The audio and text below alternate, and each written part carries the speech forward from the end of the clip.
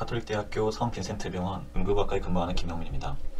제가 이번 시간에 말씀드릴 거는 응급실에 MSK 페인을 주소로 환자가 내원했을 때 포커스 활용에 대한 내용이 되겠습니다.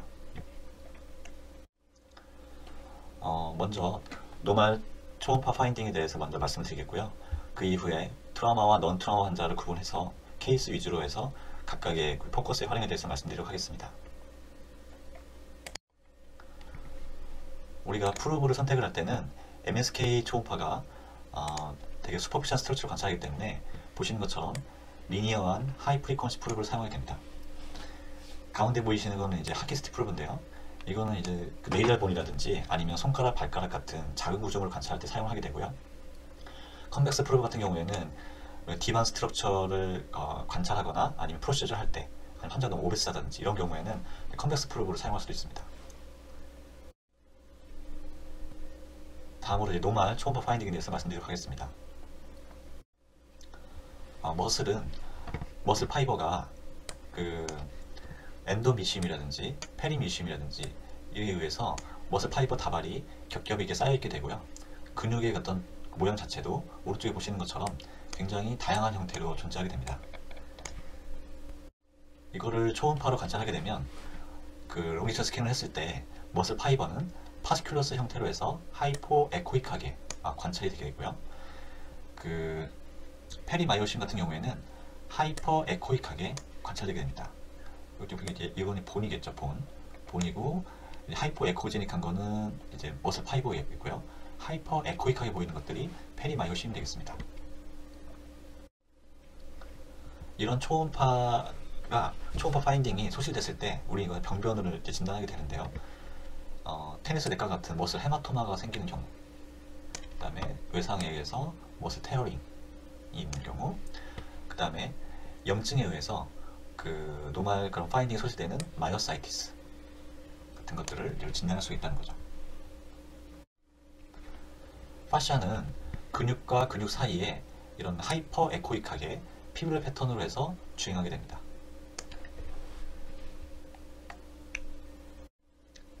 텐던과 너브는 좀 차이가 있는데요. 왼쪽에 보이시는 텐던 같은 경우에는 이런 프라이머리 번들이 그 에피텐디늄이나 페리텐디늄에 의해서 둘러싸여져서 마치 이렇게 실타래를 꼬아는 것처럼 되어 있고요. 너브 같은 경우에는 여러 엑손들이 엔도뉴리움, 페리뉴리움, 에피뉴리움에 의해서 이제 다발 형태로 둘러싸여져 있습니다. 근데 너브는 이런 것들이 단면을 보게 되면 마치 벌집 모양으로 해서 허니컴 어피어런스로 하게 되는데요. 관찰이 되게 됩니다. 하지만 이제 엑손도 너브도 분지하는 부위가 있겠죠. 그런 경우에는 이런 허니컴 어피어런스 사라지게 되는데, 이게 너브인지 아니면 텐던인지 구분하는 방법은 우리가 정상적으로 알고 있는 그런 아나토미컬한 위치 아니면 위아래 스캔을 통해서 따라가다 보면 이게 너브인지 아니면 텐던인지를 쉽게 구분할 수가 있습니다. 실제 초음파를 보게 되면 위에 보이는 그 텐던은 쇼데시스에서 보게 되면 하이퍼 에코익하게 이렇게 보이게 되고요. 롱기튜드하게는 피블레 패턴으로 해서 관찰이 됩니다. 아래 보이는 너브는 쇼데시스에서는 아까 말씀드린 것처럼 이런 허니컴 어피어런스로 관찰이 되게 되고, 롱엑시스에서는 피블레 패턴과 다르게 파시큘러 패스 패턴으로 해서 이렇게 관찰이 되겠습니다. 우리가 이거를 초음파로 직접 관찰을 하게 되면은 이거 디지털 포함에 트랜스퍼 스캐너에서 관찰하고 있는 것입니다. 보시게 되면 얼라와 레디우스 본이 보이실 거고, 그 다음에 근육과 근육 사이에 끼어져 있는 텐던이 관찰되고요. 그 다음에 가운데 있는 허니컴 어피어런스의 그런 메디안 너브가 관찰됩니다.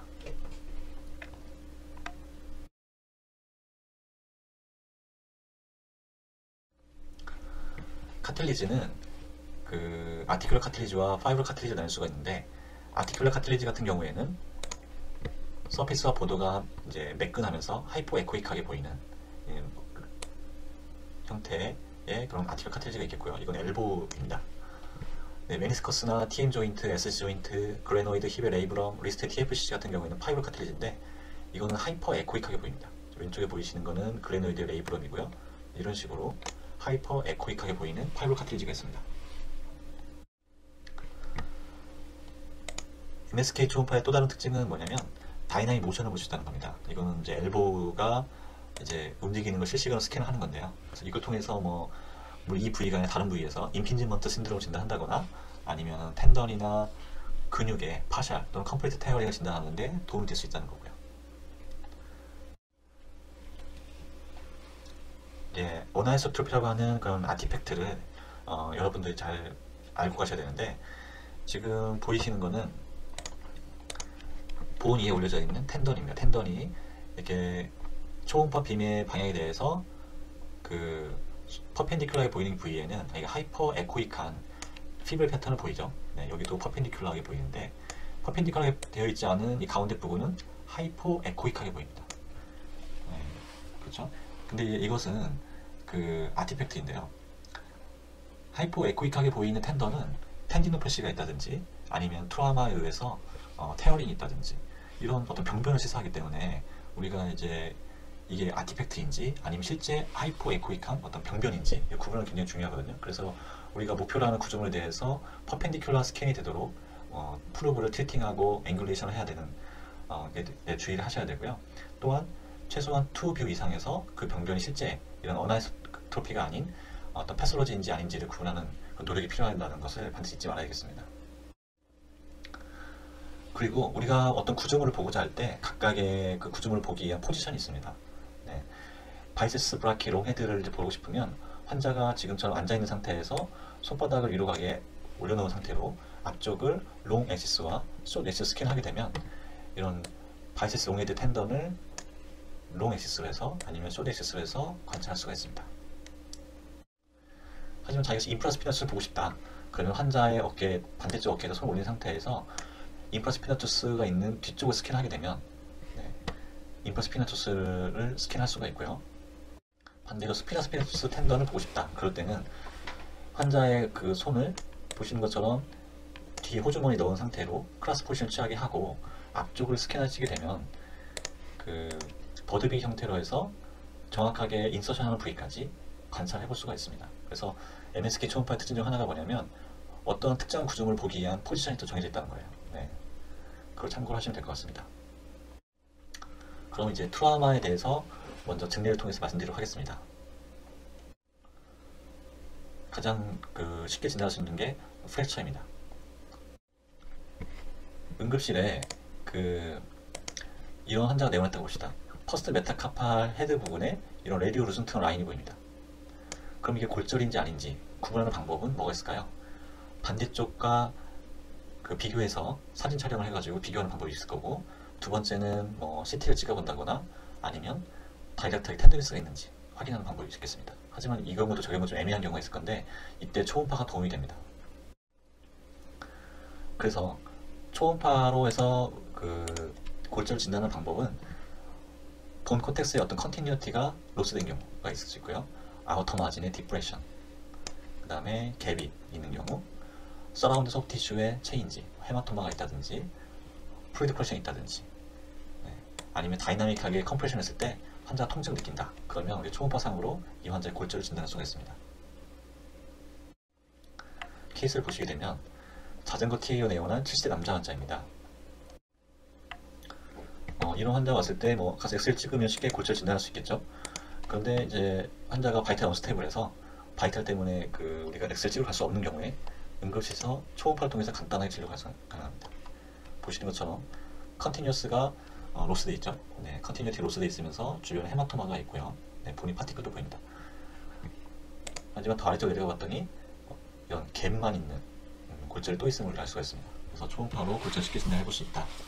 오늘 말씀드리고 싶고요. 그 다음에 시비러팀입니다. 차를 타고 가려다가 넘어져서 내원한 60세 여자 환자가 왔는데 환자가 오른쪽 발에 스킨 컬러가 이미 사이너스가 있습니다. 그러면 서큘레이션이 안 좋구나, 뭔가 동반 손상이 있겠다. 엑스에 찍었던 이런 커뮤니티 프랙처죠. 초음파를 보게 되면 이렇게 골절 주변에 펄세이션 하는 것을 볼 수가 있습니다. 트랜스퍼 스캔에서도 이제 펄세이션이 보이고 있고요. 도플러로도 확인이 가능합니다. 그래서 혈관 손상이 동반된 커뮤니티 프랙처다, 이걸 진단해 볼 수 있다는 거고요. 지금 이제 또 3월달이고 신규 1년차 선생님들이 많이 들어왔을 텐데 그 미스드 프랙처, 이게 골절인지 아닌지 애매한 경우가 있습니다. 네, 그래서 탁과와 좀 다툼이 또 많이 일어나기도 하는데요. 케이스를 보시면 8세 남자가 태권도하다가 넘어지면서 손바닥을 짚어서 발생한 우측 손의 통증을 추천해 있습니다. 엑스레이 찍었더니 엑스레이만 봐도 그 왼손에 비해서 오른손에 세나 부근에 하이퍼 덴스한 게 보이죠. 그래서 아, 이쪽에 이데마가 있겠구나. 근데 환자는 이쪽을 아파합니다. 엑스레이 봤는데 확대해서 보니까 이 부분이 골절일까 아닐까요? 네, 좀 애매하죠. 초음파상으로 보시게 되면 컨티뉴티가 로스된 것을 볼 수가 있고, 좀 더 다른 데를 보게 되면은 네, 안쪽으로 인펙션된 골절과 주변에 이데마가 동반된, 네, 그래서 이거는 이제 퍼스트 메타카팔본의 그 프랙처를 우리가 쉽게 진단해 볼 수가 있죠. 초음파상으로 너무나 명확합니다.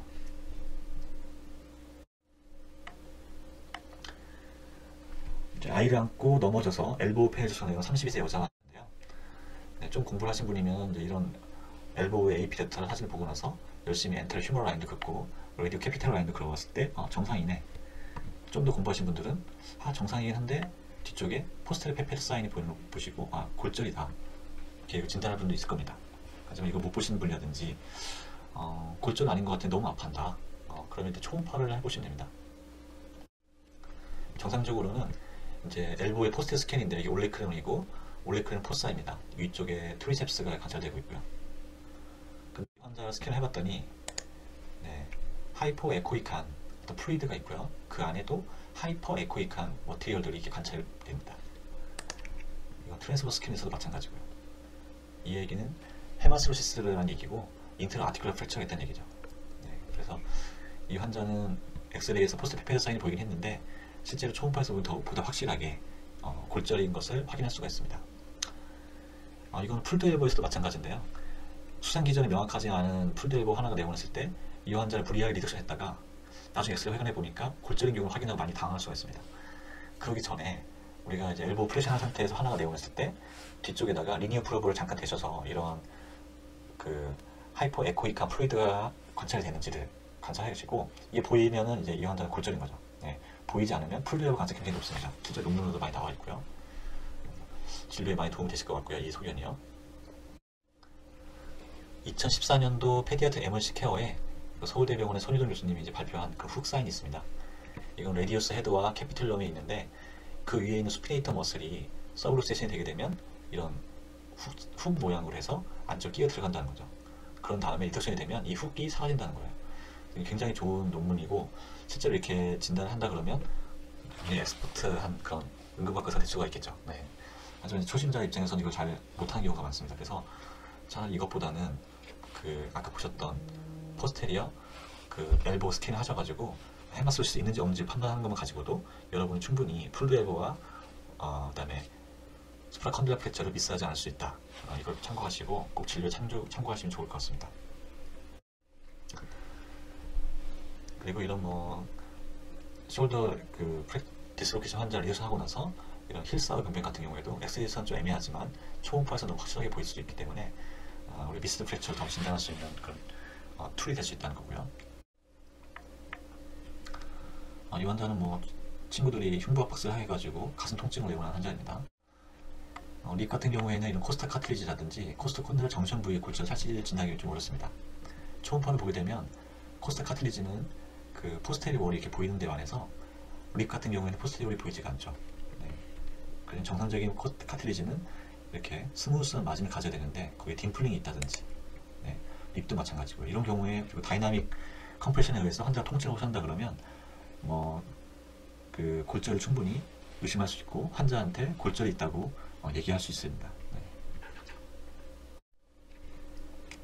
실제로 보시게 되면 스터너 메리우의 정션인데 컨티뉴티가 로스되어 있죠. 네. 스터너 프랙처가 있는 거고 이거는 BLS를 했는데 충분히 골절이 있고요. 이건 더블 라인 사인을 해서 트랜스버 스캔을 했더니 지금 보시는 것처럼 이렇게 커텍스가 더블 라인으로 보이게 되죠. 더블 라인 사인이 되게 되고 주변에 도플러가 증가되어 있고 헤마토마가 있고 그래서 스터넘 프랙처를 진단할 수가 있습니다. 그리고 다음으로는 프랙처 스테이지인데요. 프랙처 스테이지에서 오른쪽은 아큐트한 프랙처입니다. 네, 아우터 마진 디프레션과 헤마토마가 보이는데 왼쪽에 보이는 거는 이미 칼루스가 포메이션이 되어 있고 뒤쪽에 어크 쉐딩이 보이죠. 그래서 이건 서브아큐 스테이지의 골절입니다. 그래서 간혹 이 골절이 서브큐 스테이지인지 아큐 스테이지인지를 관찰할 때, 특히 상해 환자한테 진단 썰 때 중요하거든요.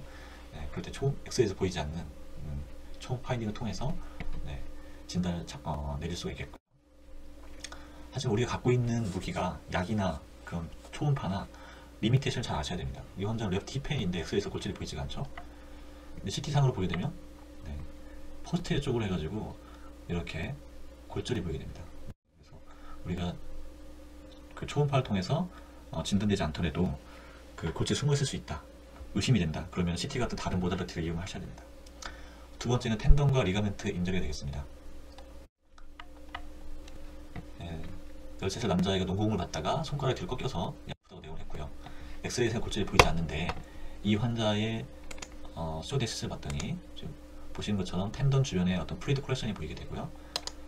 네, 도플러스가 되어져 있게 되고, 그 본위에 있는 텐던의 에코제네시스도 하이포 에코익하고 주변에 비해서 스웰링 되어 있습니다. 그러면 이거는 일단 FDP의 파샬 테어링이라고 이제 진단해 볼 수도 있습니다. 네. 우리가 이제 뭐 컴플리트 인저리냐 파샬 럽처냐 이걸 초음파로 진단할 수 있을까요? 실제로 우리가 실험했을 때는 굉장히 정확도가 떨어지는 걸 알 수가 있습니다. 그래서 초음파만 가지고는 우리가 이 환자의 그런 뭐 테어링이 있다 없다, 아니면 컴플리트 테어링이다, 파셜 테어링이다, 테어링 정도를 초음파 진단하기는 굉장히 어렵습니다. 그래서 이건 초음파만 가지고도 있습니다 없습니다 얘기를 확실하게 한다고는 문제가 될 수 있으니까 좀 주의가 필요하다고 생각이 됩니다. 네, 스킵 하나 넘어졌죠. 여러분 잘 아시는 스키어 썸입니다. 퍼스트 그 MCP 조인트의 네, 리가멘트의 어떤 테어링이죠. 네. 그래서 이런 어벌전도 보이게 되고 주변에 헤마토마도 보이게 되고, 네. 이런 환자는 이제 썸 스파이크 스프린트 되고 가야 되겠죠. 네.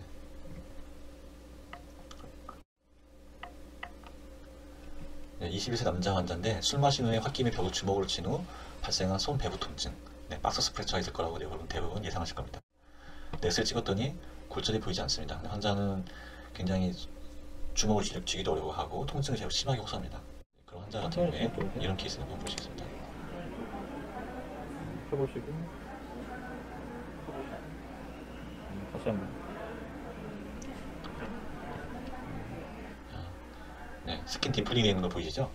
네, 그래서 이 환자 같은 경우에는 원래 메타카팔에 그 센트럴 슬립이 이제 가운데 위치해야 되는데 환자의 손을 구부리라고 하니까 네, 이 바깥쪽으로 빠지는 것을 볼 수가 있죠. 네. 그리고 다시 손가락을 펴라고 하니까 센트럴 슬립이 가운데로 돌아옵니다. 네. 이 환자 같은 경우에는 세이탈 밴드 인절입니다. 센트럴 슬립을 고정해야 되는 세이탈 밴드가 주먹을 치다가 여기 찢어진 거죠. 네. 그래서 이 환자 같은 경우에는 이제 박스 스프레처는 없었지만은 수부외과 의사한테 보내서 수술 여부를 판단하도록 하는 게 중요하겠습니다. 다음은 뭐 간혹이 있는데요. 이제 산에 갔다가 내려오다가 무릎에서 뚝 소리가 나서 쩔뚝거리는 것이 원하는 환자들입니다. 엑스레이 상으로는 당연히 이제 골절은 보이지 않고요. 근데 이제 보시게 되면 이게 피모의 컨다일이고 프로시멀 티비아 사이에 있는 이제 메니스커스입니다. 메니스커스고 그 위에 미디어 콜레테럴 리가멘트 MCL이 위치해 있거든요. 그래서 MCL을 쭉 따라가 보니까 MCL 이제 인서션 부위, 오리지널 부위에 가서 네, 텐던이 이제 리가멘트가 스웰링 되어져 있고 하이퍼 에코지닉하게 보입니다.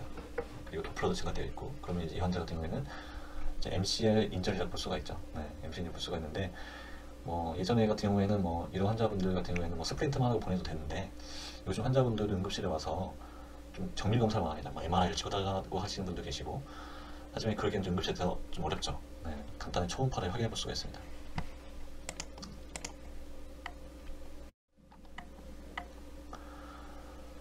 네, 이제 축구를 하다가 갑자기 뚝 하는 느낌과 함께 발생한 힐페일수술 내원 환자. 네. 그러면 대개는 이제 아킬레 텐던 인절이죠. 아킬레 텐던 인절인데 톰슨 테스트를 하는 분도 계실 겁니다. 근데 실제 초음파에서 보시게 되면 이 칼케니우스고요. 칼케니우스 위쪽으로 아킬레 텐던이 찢어져서 네, 이렇게 여러 데브리가 떠다니고 헤마토마가 있고, 네, 이런 것들을 관찰해 볼 수가 있습니다. 네, 롱 에시스와 숏 에시스로 관찰할 수가 있고, 더 이상 톰슨 테스트를 하지 않고도 이 환자의 아킬레 텐던 인절이를 초음파로 진단해 볼 수가 있겠습니다.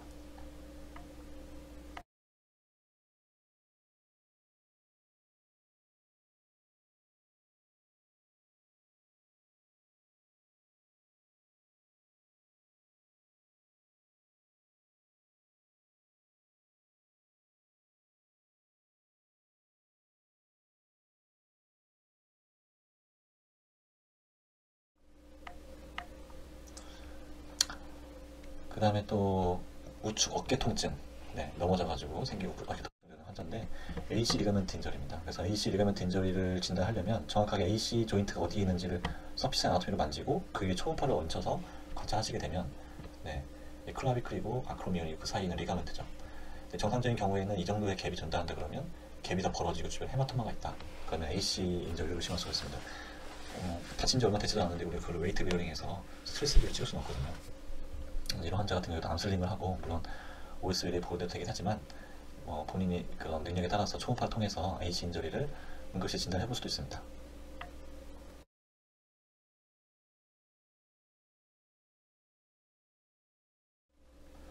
머슬 테어링인데요. 머슬 테어링은 간혹 옵니다. 50대 남자 환자가 배드민턴 하다가 다리가 뜨끔해서 누가 뒤에 때린 것 같아 쳐다봤더니 아무도 없더라. 네, 대개는 테니스의 환자인데 게스트크리미우스의 미디알 헤드가 되게 이렇게 찢어진 경우가 많습니다. 그래서 초음파를 보게 되면, 네, 보시는 것처럼 머슬 헤마토마가 보이시죠? 롱실 스캔에서도 솔레우스 머슬 위에 그런 게스트크리미우스 머슬이 있고 여기 이렇게 헤마토마가 있는 것을 볼 수가 있습니다. 네, 이건 테니스 렉이라고 하는 거죠. 그래서 이런 환자에 대한 치료를 우리가 어떻게 할 거냐? 네, 스프린트를 하는 정형외과에서 봤는데 스프린트는 대개는 필요하지 않죠. 대개의 경우에는 이제 목발 정도 사용하게 되고, 환자한테 목발을 하게 하고, 그런 다음에 헤마토마가 있는 부분 미드카프에다가 탄력붕대를 엑소대로 해가지고 피겨 웨이스로 감아주거나, 그 다음에 라이스를 티칭을 해서 환자를 보내서 뇌를 팔로우시키면 되고요. 회복 기간은 보통 한 3주에서 16주 정도 걸리기 때문에 그동안에 어떤 그런 운동을 쉬게 하고 이런 에듀케이션이 필요한 그런 질환인데, 엑스레이 찍고 나서 환자한테 디클로페낙 같은 거 주고 엔세드 주고 집으로 가세요. 그럼 환자의 만족도 굉장히 떨어지거든요. 네, 한 번쯤 경험했을 거라고 생각이 되시는데, 네, 그런 환자는 초음파 이렇게 진단도 해주고 그렇게 에듀케이션해서 환자를 퇴원시켰을 경우에는 적절히 팔로우만 해준다 그러면 환자에 대한 만족도가 굉장히 높습니다. 환자가. 네. 실제 저는 이제 아스피레이션 했더니 환자의 페인이 더 많이 좋아지더라고요. 그래서 참고를 한번 해보시고요. 그런 다음에 이제 다른 병원, 요양병원에서 그 DVT가 생겼다고 저희 병원에 트랜스퍼로 왔는데 실제로 DVT 모양도 아니고 초음파를 해봤더니, 네, 머슬 헤마토마입니다. 네, 그래서 이런 환자는 사실은 다른 초음파를 통해서 DVT가 없는 것도 확인해드리고, 네, 머슬 헤마토마이기 때문에, 네, 다시 요양병원에 보내드렸던 환자였습니다. 네 번째는 디스로케이션인데요. 디스로케이션은 스컷은 탈골이나 어깨 통증에서 왔는데 이거를 엑스레이 찍기 전에, 스컷은 탈골은 사실은 엑스레이 찍을 이유가 별로 없죠. 네, 트라우마가 아닌 이상은요. 한 경우에 이제 글레노이드에서 앞쪽으로 해서 빠져있는 경우 엔테리어 디스로케이션이고, 뒤에서 봤더니 뒤쪽으로 빠져있더라 포스트 디스로케이션이고, 리덕션이 되고 나서도 이게 제대로 들어갔는지 안 들어갔는지를 초음파로 확인해 볼 수가 있습니다. 네, 이런 것들이 또 논문에 실렸었고요. 응급실에 충분히 활용 가능하다고 봅니다. 그 다음에 이제 고관절도 마찬가지인데, 워낙에는 이렇게 그 힙의 레이브론과 피모랄 헤드와 넥이 있고요.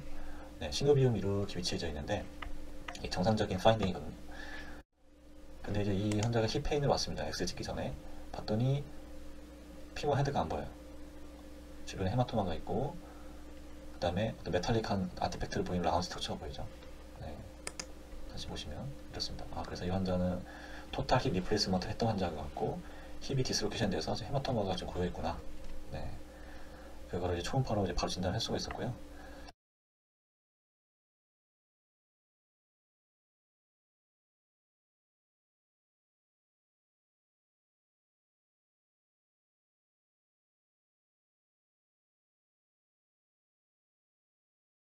실제 이 환자 엑스를 찍어보니까 이런 모양이었고, 소켓이 같이 빠진 경우이기 때문에 리덕션이 제대로 되지 않았습니다. 네.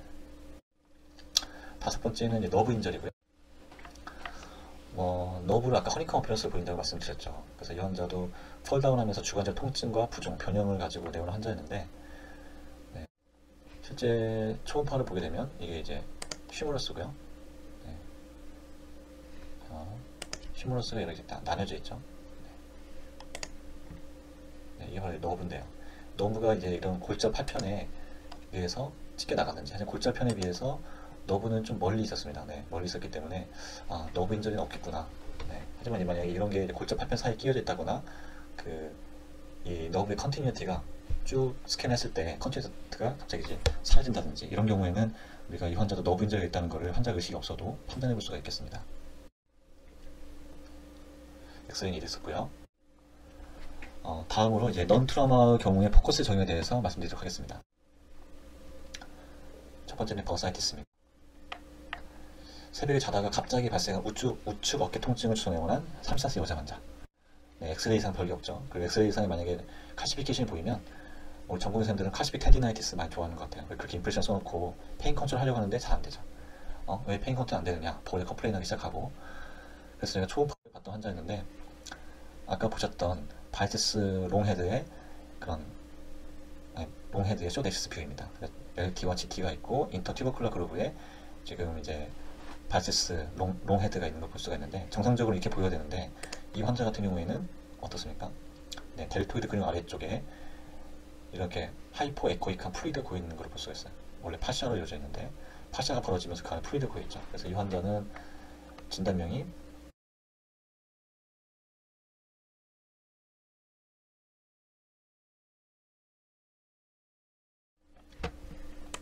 서브아크로미얼 서브델토이드 버사이티스입니다. 네, 버사이티스 환자들이 이제 되게 통증이 밤에 심해져서 응급실 찾아오는 경우가 많습니다. 엑스레이는 별것도 안 보이시고 뭐 대개는 이제 안쪽에 이제 스테로이드 세라피라든지 이런 주사 치료를 받게 되는데 응급실에서 그걸 하기가 굉장히 어렵죠. 페인 컨트롤 잘 되지 않고요. 그 환자한테 진단도 해주면서 일반적인 페인킬러로 호전이 되지 않는다. 그걸 좀 주의시킬 필요가 있고요. 다음날 이제 외래로 팔로우를 시키는데 너무 심해하면은 이쪽에 그 희석된 리도카인을 주입을 해서 통증을 좀 일시적으로 다음날 외래 갈 때까지 경감시킬 수 있는 그런 치료도 가능하겠습니다.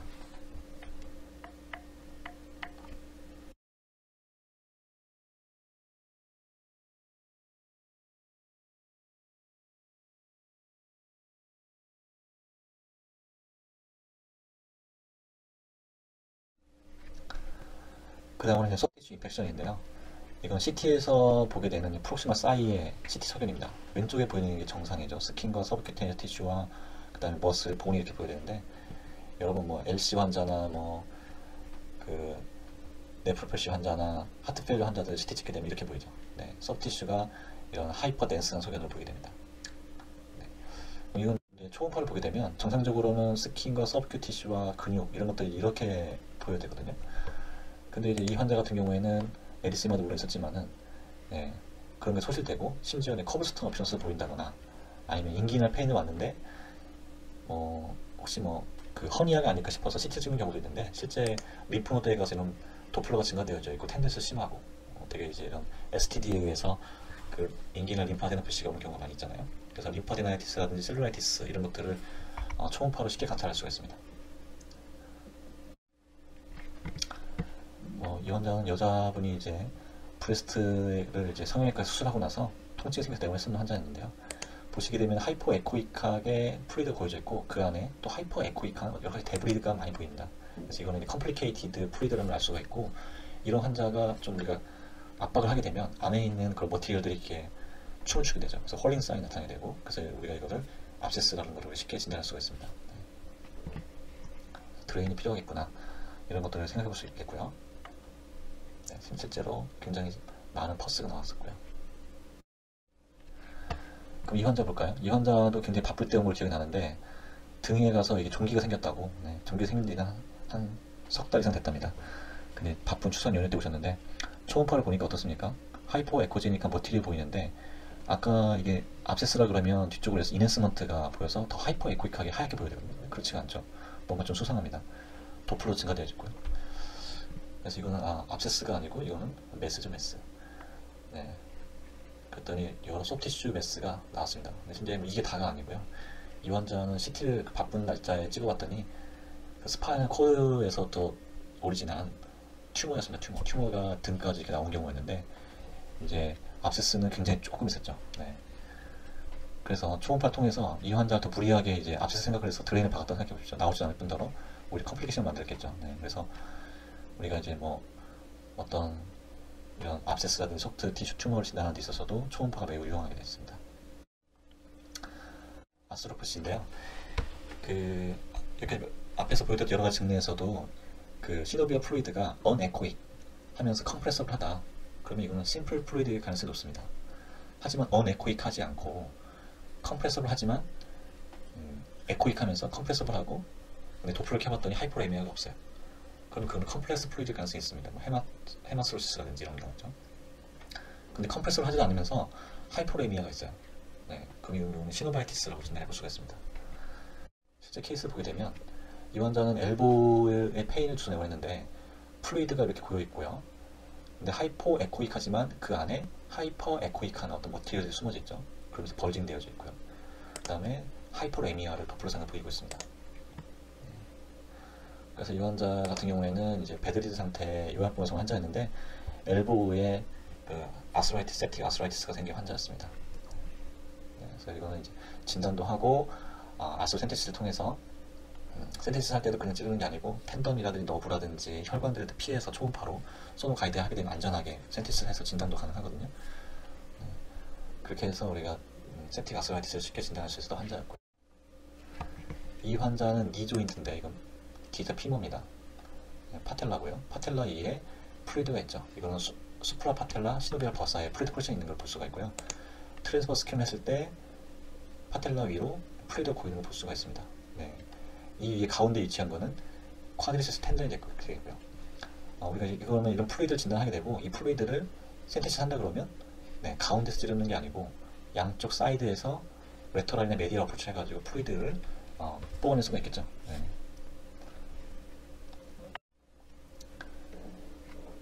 또 응급실 자주 오는 환자들은 림핑 게이트 환자들입니다. 예, 피머에 있는 아스타블론과 피머 헤드와 넥, 그 다음에 시노비움이 이렇게 보이는 게 스무스하게 떨어지는 게 정상적인 힙의 소변이거든요. 근데 이제 보시게 되면 병변 같은 경우에는 그 피머의 헤드와 넥이 이렇게 위치해 있게 되고 시노비움이 이쪽으로 버진되면서 아래쪽에 이런 플루이드가 고여 있는 것을 관찰할 수가 있습니다. 그래서 이제 이 환자 같은 경우에는 이제 트랜지언트 시노바이티스 환자였고 뭐 열이 나거나 그러지 않았기 때문에 네, 쉽게 응급실에서 엑스에 나타나지 않는 트랜지언트 시노바이티스를 진단할 수 있는 케이스가 되겠습니다.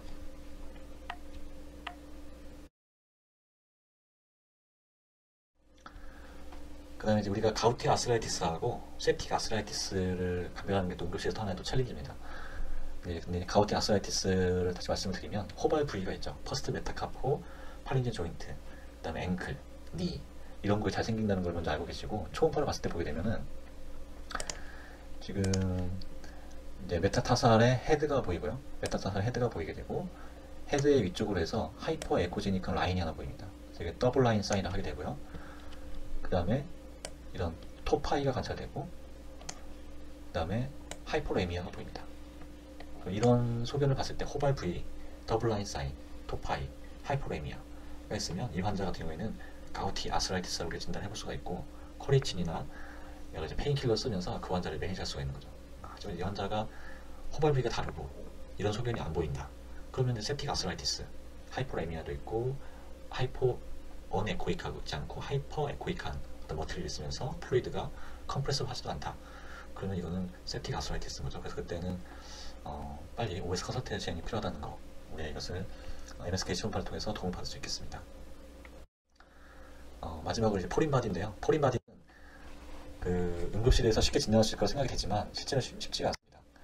왜냐하면 이런 스카티슈나 에어, 오시파이드, 카틸리지 뭐 이런 여러 가지 것에 의해서 우리가 잘못되게 미스테이크 할 수 있다는 것도 있고, 그 다음에 그 사이즈라든지, 그 다음에 그 얼마 동안 그게 포린바디가 있었는지에 따라서 에코제니스가 달라지기 때문에 초음파 진단이 어렵다는 거고요. 그래서 그 보시게 되면 이게 포린바디거든요, 실제. 근데 초음파에서는 자 보이시나요? 네. 실제로 이게 진단이 잘 안 됩니다.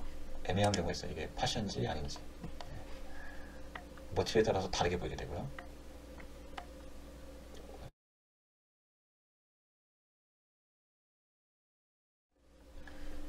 니들 같은 경우에는 안쪽에 내강이기 때문에 이런 리버보레이션 아티팩트가 보이고 쉽게 관찰할 수가 있죠. 네. 근데 스몰 라운드 메탈 같은 경우에도 이런 그 섀도잉이 보이게 되고, 이 환자 같은 경우에는 나뭇가시가 이제 박혀 있는데 주변에 인플라메이션 때문에 하이퍼 에코익한 할로가 있어서 뒤늦게 진단되는 경우도 있습니다. 그래서 초음파로 진단할 때는 그 저희가 실험해봤을 때도 굉장히 낮은 센서티비티와 스페시피티 보이기 때문에 초음파로 이물질을 진단한다? 그거는 좀 어려울 수가 있다는 거. 그래서 그걸 가이드하에 제거하는 것까지 생각한다 그러면은 물론 뭐 보이면 해볼 수 있지만 안 보였을 경우에도 실제 없다고 말씀을 못 드리는 거예요. 그래서 그런 어떤 리미테이션을 반드시 알고 포린 바디를 초음파 진단할 때는 주의가 필요하다는 걸 말씀 꼭 드리고 싶습니다.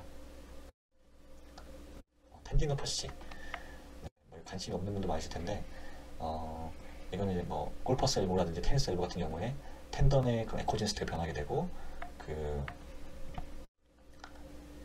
주변에 스웰링 되어 있다든지 여러 가지 그런 이그잼을 통해서 에피콘딜라이티스를 우리가 또 진단해 볼 수가 있습니다.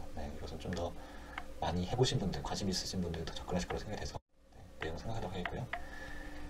그 다음에 뭐 디케르바인 디시즈 잘 아실 텐데 그 컴파트먼트가 이렇게 리스트에는 6개의 컴파트먼트 나뉘게 되는데 1번과 2번 컴파트먼트 ECR, ECRB, APL, EPB가 서로 이렇게 데커세이션 하면서 생기게 되는 인터섹션 신드롬이 있습니다. 초음파에서 보게 되면은 내려오다가 보게 되면 서로 이렇게 넘어가는 걸 볼 수가 있죠. 그래서 이게 마찰되다가 종이 세는 직업을 많이 하시다가 거기 가서 디지털 포함의 도심 쪽에 페인을 호소하는 인터섹션 신드롬 환자가 있을 수 있고요.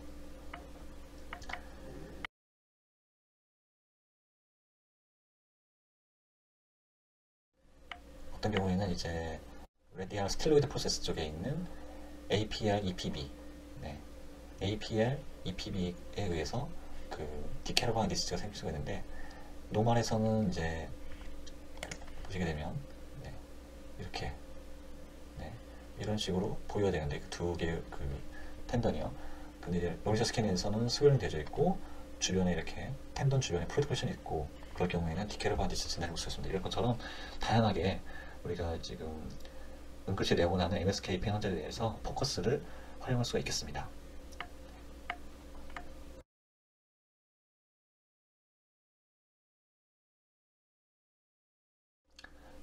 여기까지 제가 말씀드린 그 MSK 초음파에 대한 포커스의 활용에 대해서 말씀드렸습니다. 감사합니다.